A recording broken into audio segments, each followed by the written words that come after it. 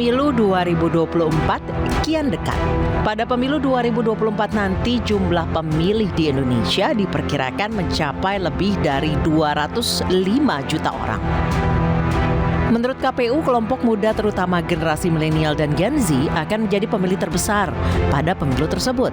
Bahkan KPU memperkirakan bahwa 60% dari seluruh pemilih pada pemilu 2024 adalah generasi muda. Tidak hanya jumlahnya yang besar, generasi milenial dan Gen Z juga dianggap sangat penting bagi hasil pemilu karena mereka dikenal aktif di media sosial dan memiliki kepekaan terhadap isu-isu sosial dan politik. Pemilih pemula atau first time voters adalah mereka yang belum bisa menyalurkan hak suaranya di pemilu 5 tahun sebelumnya. Berdasarkan data KPU, jumlah pemilih pemula yang merupakan generasi milenial dan Gen Z di pemilu 2024 mendatang tergolong tinggi, sehingga peran mereka sangat penting bagi masa depan Indonesia.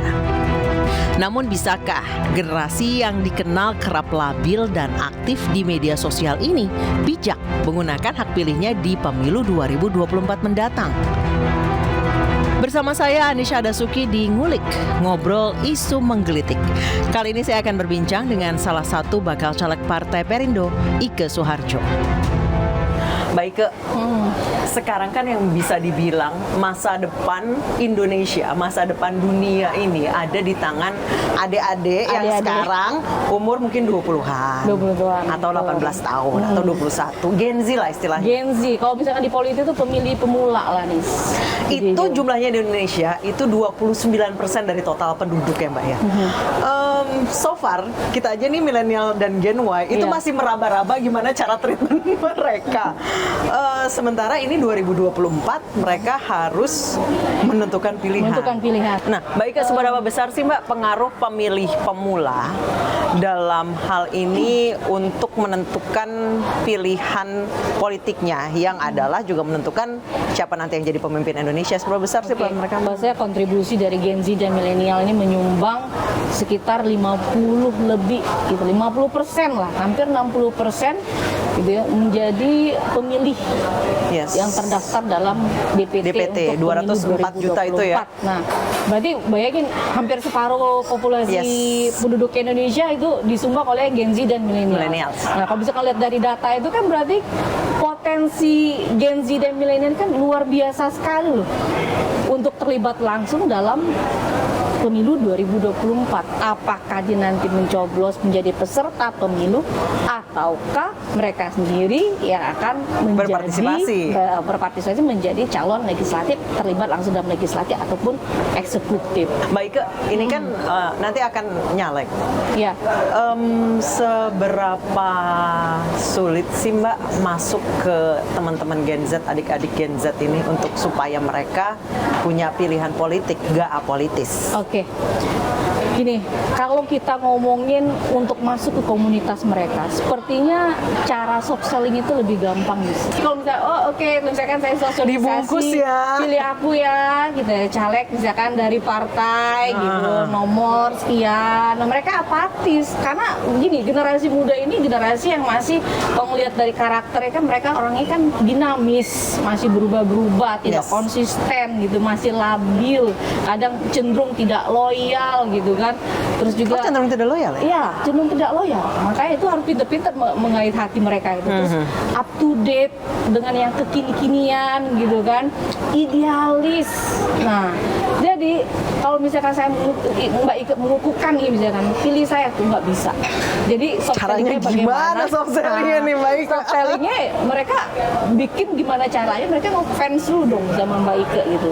Contoh, misalkan Mbak Ike menjadi narasumber nih, atau ini kan Mbak Ike kan akademisi ya. Nah, bagaimana Mbak Ike memposisikan menjadi seorang dosen favorit? Karena kalau dia sudah mengidolakan sosok tersebut itu akan gampang lebih masuk. Terbukti ya. terbukti nih mahasiswa-mahasiswi yang memang mengidolakan sosok dosen favoritnya, akhirnya dia kepo nih, akhirnya dikepoin sosmednya kita, terus dia Google dan segala macam. Berarti sebelum Mbak Ika soft selling itu sudah disiapin dong LinkedIn, Instagram, Facebooknya supaya menarik untuk mereka. Kan kembali lagi, mereka kan sekarang sosmed semuanya. Nih Mbak Ika, ada penelitian menilai Gen Z memiliki keinginan besar untuk terlibat dalam politik Indonesia. Tapi pemahaman akan politik dirasakan mereka sangat minim karena mereka memang mengandalkan info-info dari medsos. Benar nggak sih, Mbak? Karena memang mayoritas Gen Z itu kalau ditanya, mereka tidak akan pernah lagi nonton televisi. Makanya sekarang coba perhatiin, tokoh-tokoh itu berlomba-lomba untuk menciptakan branding diri mereka masing-masing di sosmed. Ini ada riset juga nih Mbak Ika. 3 poin temuan penting soal Gen Z. Pertama, Gen Z paling mudah diterpa oleh informasi politik di media sosial. Kedua, Gen Z memiliki pandangan pemimpin ideal harus menjunjung tinggi hak asasi manusia. Melek digital, tidak memiliki riwayat korupsi. Kemudian 3, Gen Z memberikan red flag, bahasa baru lagi tuh, red flag terhadap politisi yang kerap memberikan janji manis serta menggunakan jabatan semena-mena. Sekritis itu ya anak sekarang? Betul, sekritis itu. Kalau mereka sudah admire, mereka ada mengagumi tokoh tersebut, mereka akan mencari tahu tokoh tersebut, kan seperti Mbak Ika bilang sampaikan tadi, kan mereka akan mencari tahu apa yang terjadi. Kan banyak sekali tokoh-tokoh politik, misalkan konsep apa sih lagi kekinian di IG, di TikTok, nah itu kan mereka tiru nih, mereka adopsi, tapi tadi soft selling, mengkampanyekan, tapi ini nggak kelihatan gitu. Nggak bisa lagi ya kayak coblos nomor sekian dari partai, nggak bisa lagi. Zaman sekarang tuh nggak bisa lagi. Jadi misalkan nih, karena tipe kota itu kan tipenya kan beda-beda. Jadi bagaimana nanti kan tokoh politik ingin berkampanye di misalkan di Sumatera Selatan, melibatkan apa sih biar lebih gampang anak-anak muda yang dia melibatkan KOL di sana. Nah, tokoh tersebut harus masuk ke dalam komunitas tersebut. Berarti jadi caleg di 2024 ini sebenarnya akan lebih capek ya Mbak ya? Nggak cukup berada di panggung orasi, nggak cukup. Ini jujur aja ya, kita harus memang orang yang membantu kita untuk kadang mengelola sosmed kita sendiri gitu loh. Karena kita sendiri kadang nggak punya waktu ya Nis buat hal seperti itu. Tapi kan mau nggak mau untuk menggait pemilih pemula dan pemilih muda ini kan salah satu strategi harus itu. Dan itu terbantu sekali kalau di kota-kota besar. Anak-anak di daerah, di kabupaten atau di daerah yang cukup remote gitu Mbak, mereka perilakunya sama nggak sih kayak anak-anak di kota-kota besar? Sebenarnya kalau udah masuk ke era teknologi informasi bisa dibilang sama, tapi tidak sama seperti yang di kota. Jangan contoh di kabupaten ya, FB itu lebih banyak digunakan. Dibandingkan Instagram misalnya. Instagram atau TikTok kayak gitu. Nah, Mbak Ika, dalam rangka menyasar Gen Z, partai politik tentunya harus merubah mindset yang sebelumnya, yang kita tahu ya, kampanye itu kan satu arah. Kemudian berpikir jadi kalau kampanye itu dua arah berdiskusi. Karena Gen Z kan nggak pernah loyal di satu tempat. Bahkan di satu media sosial mereka aja nggak loyal. Strategi partai politik sebenarnya dengan tokoh itu sebenarnya hampir sama ya untuk mendekati generasi muda Gen Z dan milenial. Misalkan bagaimana cara kita membuat konten-konten yang menarik, konten-konten yang kekinian, dan kita harus mengikuti loh.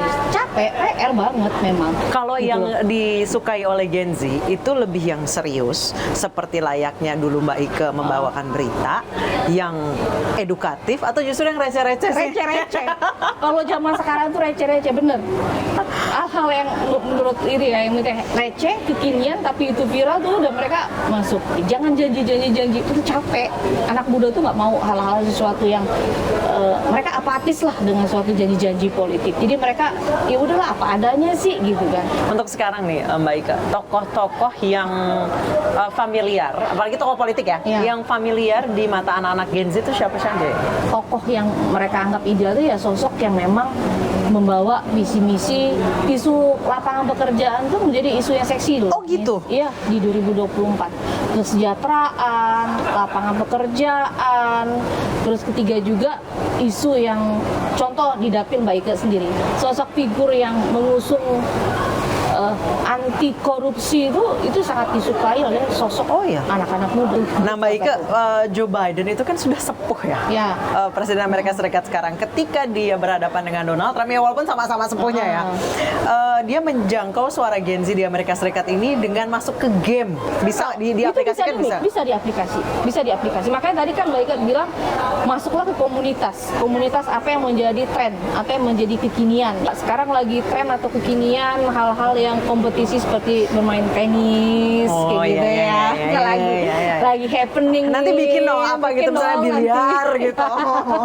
Nah, Mbak Ike, susah-susah. Apa harapannya untuk pemilih pemula, untuk adik-adik Gen Z nanti di pemilu di tahun politik 2024? Apa harapannya? Harapannya tadi Nisa kan openingnya bahwa masa depan bangsa Indonesia itu klise ya sebenarnya, kayak ini banget ya, it's true gitu. Tapi itulah kenyataannya, itulah faktanya, bahwasannya 10 tahun lagi mereka yang akan menggantikan kita. Benar, masa depan Indonesia tergantung kepada kalian guys, kepada teman-teman semuanya, jangan salah pilih ya.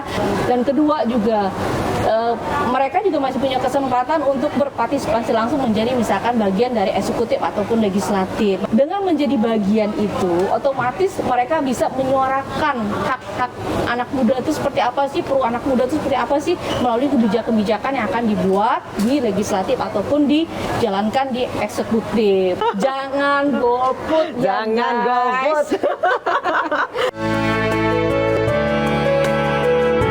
Pemilu bukan hanya sekedar memilih presiden dan wakil presiden, atau sekedar memilih wakil rakyat di legislatif maupun eksekutif.